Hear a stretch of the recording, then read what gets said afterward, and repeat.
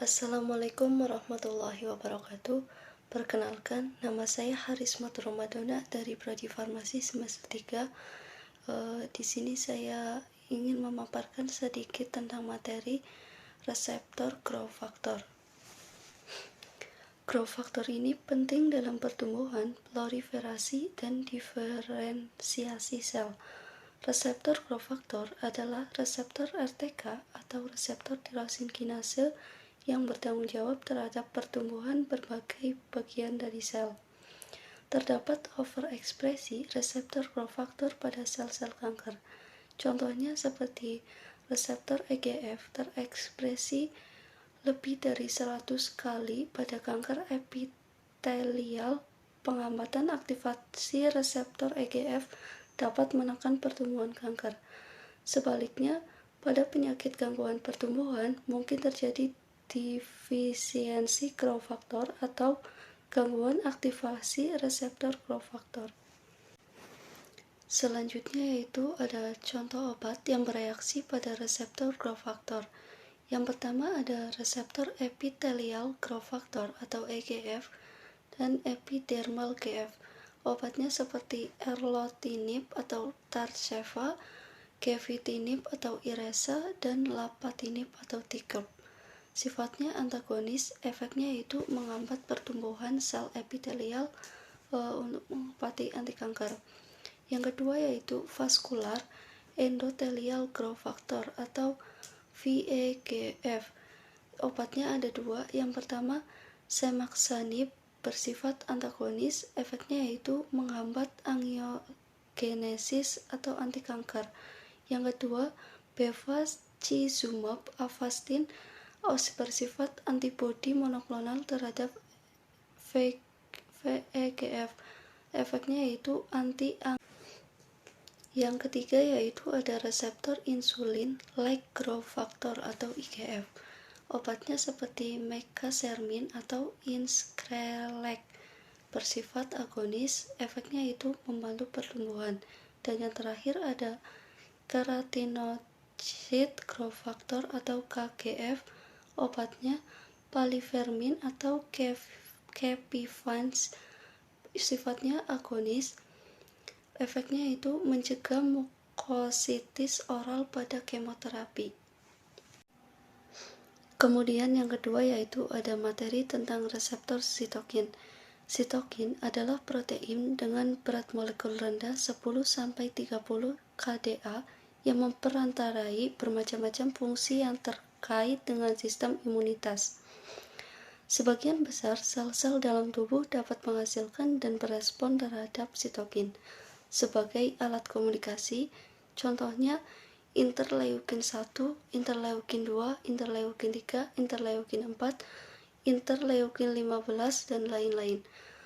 Tumor nekrosis faktor atau TNF-alfa, interferon, IFNY, dan lain-lain.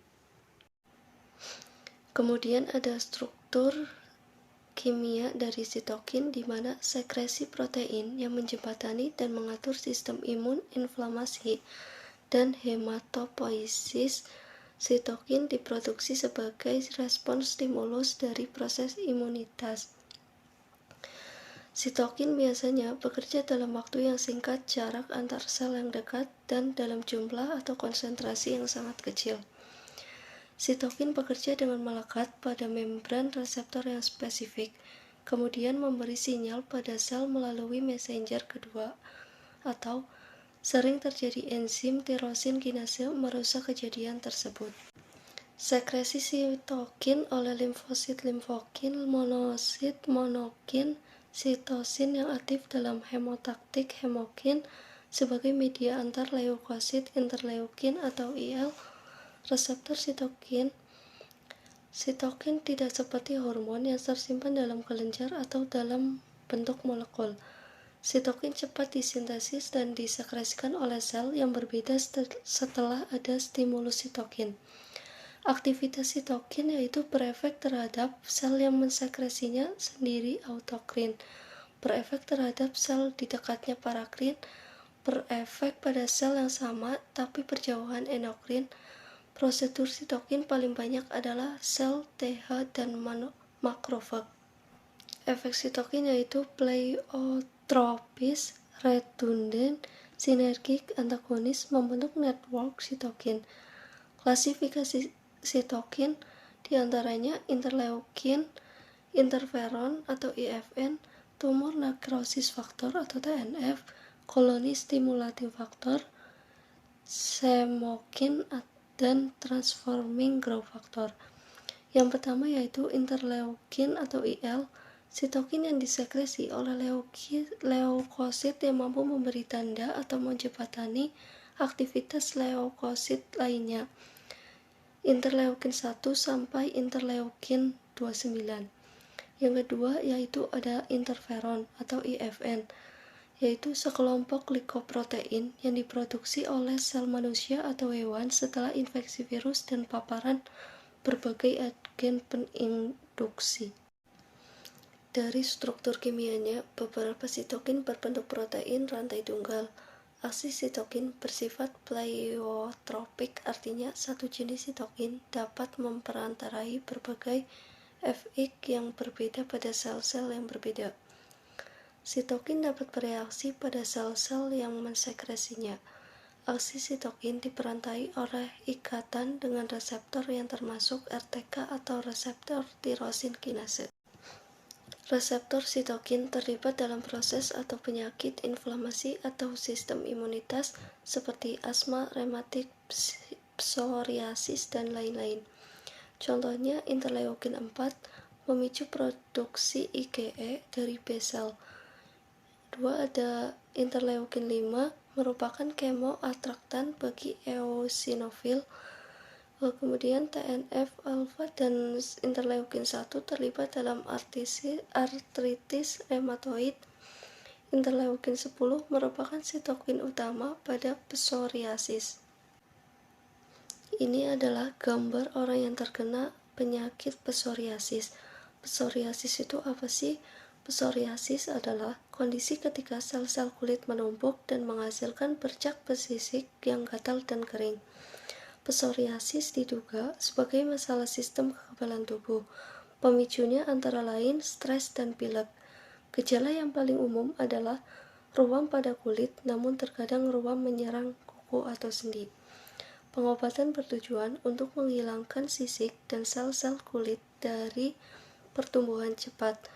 Salep topikal, terapi cahaya, dan obat-obatan dapat membantu meringankan kondisi. Rheumatoid arthritis biasanya mengenai sindi simetris atau pada kedua sisi sama rata. Mungkin awalnya dimulai di beberapa sendi saja, dan paling sering menyerang pergelangan tangan, siku, bahu, lutut, dan pergelangan kaki. Kemudian, penggunaan sitokin dan antagonis reseptornya secara klinis. Yang pertama, anti-interleukin 4 atau omalizumab memblok produksi IgE sehingga mencegah reaksi alergi.